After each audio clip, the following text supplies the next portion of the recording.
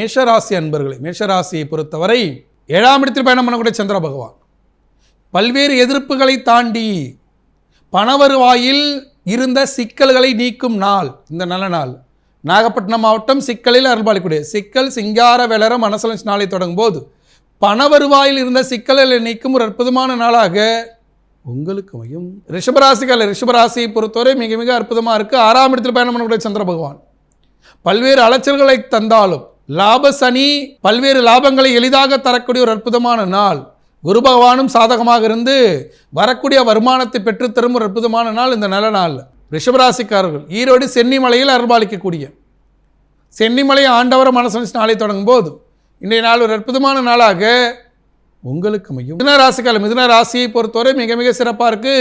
5ஆம் இடத்தில் பயணம் பண்ணக்கூடிய சந்திர பகவான் தொழிலில் ஏற்பட்ட தொய்வு, கடந்த சில நாட்களாக ஏற்பட்ட பண முடக்கம், தொழில் சரியாகவே இல்லை, வியாபாரம் சரியாக ஆகலை, புதிய வாய்ப்புகள் கிடைக்கல, எங்கே விண்ணப்பம் செய்தாலும் வேலைவாய்ப்பு கிடைக்கல என்று புலம்பிக் கொண்டிருந்த மிதுன ராசி என்பவர்களுக்கு புதிய வாய்ப்புகள் எளிதாக கிடைக்கும் ஒரு அற்புதமான நாள் இந்த நல்ல நாள்.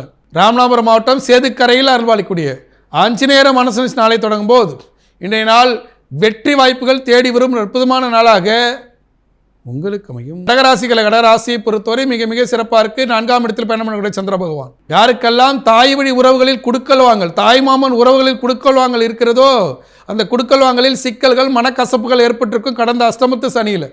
அவற்றையெல்லாம் சரி செய்து அந்த சிக்கல்களை நீக்கும் ஒரு அற்புதமான நாள் இந்த நல்ல நாள்.